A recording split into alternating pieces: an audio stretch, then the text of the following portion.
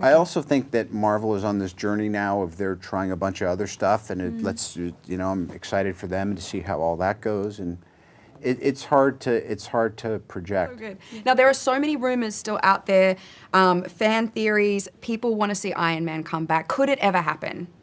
Yeah, anything could happen. I'm really enjoying... And all these wonderful things. I'm looking right down the barrel. I know.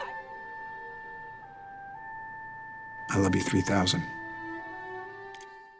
Welcome back, everyone. It's Charlie. This is going to be my new video about Iron Man returning to the Marvel movies eventually. We've actually found out when he's coming back, and obviously Robert Downey Jr. in that clip talks about coming back in a much bigger way. So we'll break it all down. If you're new to the channel, be sure to subscribe to get all the Easter egg videos. We're doing a movie ticket giveaway. All you have to do to enter is be a subscriber and leave all your theories about Iron Man coming back on the video. So during that clip, Robert Downey Jr. is basically saying he's open to returning. Anything could happen. He's enjoying seeing all the different things that Marvel and Kevin Feige are trying during Marvel Phase 4. He wants to see how that goes, especially the Disney Plus Avengers spin-off series, the weirder stuff like the Eternals movie, the new Fantastic Four, and X-Men movies. That's what he's talking about when he says Marvel is quote-unquote trying some new stuff. So really the Fantastic Four, the X-Men, the Deadpool stuff, those are the big ticket items that are going to be very different than what you would have expected from the MCU a couple years ago.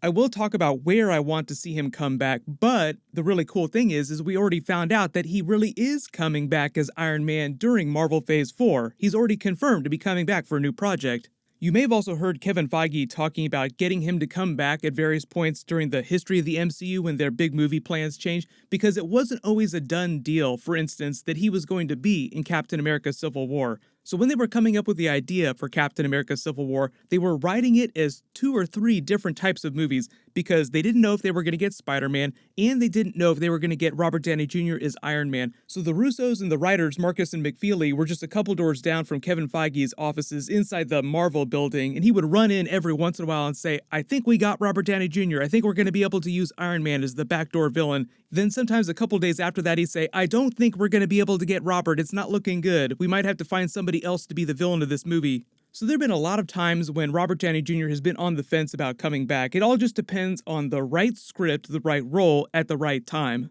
So here's my top 5 picks for movies and cameos to bring Robert Downey Jr. back as Iron Man inside the MCU in new projects. Starting with number 5, this is the one that he's confirmed to already be coming back for.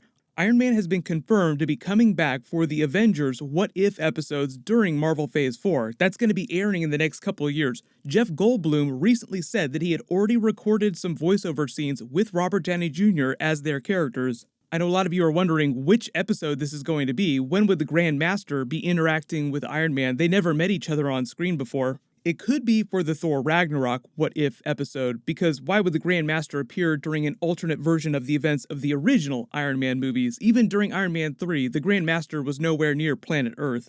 There were some deleted scenes from Avengers Endgame with alternate routes that the Avengers took when they were going back to get the stones. In one of those alternate versions, Iron Man teamed up with Thor to go back to Asgard during the events of Thor the Dark World to get the Aether. So if Iron Man is interacting with the Grand Master, there just could be an alternate version of Thor Ragnarok where Iron Man winds up on Sakaar somehow, or the Grand Master winds up coming back to planet Earth. Number 4, medium term, next 5 years or so, Spider-Man versus the Sinister Six.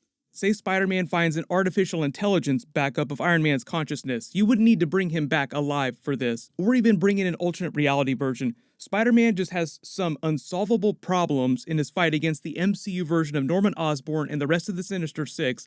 The whole concept behind doing a Sinister Six movie eventually is that the villains working together against Spider-Man, who's still technically a teenager, is just way too much for him to handle by himself, and he needs some kind of boost, some help from a science bro Voltron team-up to defeat them. Part of the reason why the Spider-Man character is so great, why people love him so much, is that he's just this kid trying to be a hero. Just a kid trying to make sense of it all. And it makes him way more relatable than someone like Thor, who's literally an alien god from another planet who's been alive for more than 1,000 years. So if you want to think about Norman Osborn of the MCU being something of an evil version of Tony Stark, who better to help Spider-Man defeat his evil genius than Iron Man himself, at least an artificial intelligence version of Iron Man. He would only need to be on screen for 10 to 15 minutes with maybe a couple minutes of voiceover scenes on Spider-Man's comms. There was actually a version of this that happened during Spider-Man Far From Home, but it wound up being a deleted scene.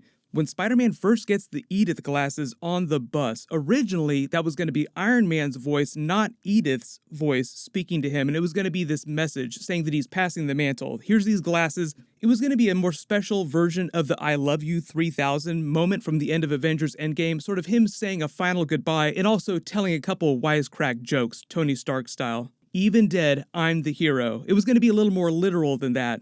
Number 3, they bring him back for a short cameo in the Fantastic Four movie in a new version of the origin story for the MCU Fantastic Four. Think of Reed Richards as the newest, smartest man on the planet. He grows up, goes through school, inspired by Tony Stark, Iron Man, and the Avengers exploits, and you find some way to weave in some careful flashback scenes shot as new footage integrating Tony Stark into Reed Richards' backstory. Now, the comic book purists out there will say that the Fantastic Four debuted before Iron Man in the comics, so I'm kind of expecting a fun way for them to reference that in the new Fantastic Four MCU origin story. But I think we can all agree that Reed Richards' Mr. Fantastic is probably one of the most important new human characters that Marvel is going to introduce in the next 4 years, next to people like Wolverine and Professor X. I know we talk about how Spider-Man kind of inherited the mantle of Iron Man in the MCU. That was what the glasses were all about during Spider-Man Far From Home. Yes, I totally think that Spider-Man is still going to be one of those people. He could be a leader of the Avengers, but the deal with Sony makes that kind of weird. I still think that he'll be around in the next 6 to 8 years though, but it will require some finesse with the Sony-Marvel sharing deal. Number 2, this is actually a fun one. Bring Iron Man back for a Young Avengers cameo in a time travel story. So this would be a version of Tony Stark who's alive because you're using time travel to go back into the past. And because they deleted that adult Morgan Stark scene meeting Iron Man during Avengers Endgame, you can still have a scene where an adult version of Morgan Stark eventually builds herself a suit, works with the Young Avengers, and then during that story, they battle someone like King the Conqueror, Marvel's most famous time travel villain. And Morgan Stark goes back into the past, Avengers Endgame style, to get something from the past and has some kind of accidental run-in scene with her father, Tony Stark, the same type of scene that Iron Man got with his father in Avengers Endgame during the 1970s. He wasn't actually trying to meet his father, he accidentally bumped into him, and they used it as a really good opportunity, but that was the whole reason that the writers wrote them going back to the 1970s, because they wanted that moment with his father to happen. I know you. No, sir. I'm a visitor from MIT. So you write a version of that for an adult Morgan Stark, and because it's time travel, you can explain how she can be with the Young Avengers team, because right now Marvel has talked about doing Young Avengers projects, but if that happens in the next couple of years, if you don't use time travel, Morgan Stark is still technically a really little girl. I did a whole video for that Avengers Endgame deleted scene of them meeting each other inside the Soul World after Iron Man snapped his gauntlet, so I had a link to that at the end of this so you can watch them together. It's a really weird scene, and they deleted it before they finished the special effects because they knew it wasn't going to wind up in the final cut of the film, so they said that the visual effects artists abandoned work on it pretty early in the process. And the number one way to bring him back would obviously be to bring him back alive from an alternate reality during Avengers Secret Wars when you have a bunch of alternate versions of the characters start showing up and running around on screen. You could also use this as a bigger payoff, crazier payoff than what we'll see during the Avengers What If Iron Man episodes. Think of the most fan-servicey, amazing versions of Iron Man showing up for a big battle, like the scene from the end of Iron Man 3 where all the armors show up to the fight on the boat, only because it's Secret Wars and you have all these alternate reality versions of the characters, each one of the different armors can be piloted by a different version of Iron Man from different realities, and then they all go back to their individual realities at the end of the film.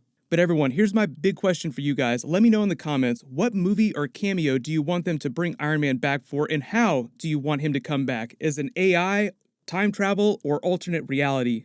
My next big video is going to be my full Morbius trailer video tomorrow morning. As you can see here, this is Jared Leto's Morbius character. There are literal Spider-Man references in the background. That's Tobey Maguire's Spider-Man suit, but it's meant to be Tom Holland's version. I'll explain what the heck is going on with that, so as long as you have alerts enabled for my channel, you'll see that video when I post it. Congratulations, Omar Reyes. You're the giveaway winner from my last big Marvel video. Please email me on the About page of my channel so I can get your contact details. While you wait for everything, click here for my Morbius teaser video that leaked yesterday, and click here for that Avengers Endgame deleted scene of Iron Man meeting his daughter inside the Soul World. Thank you so much for watching. Everybody stay awesome. I'll see you guys tonight.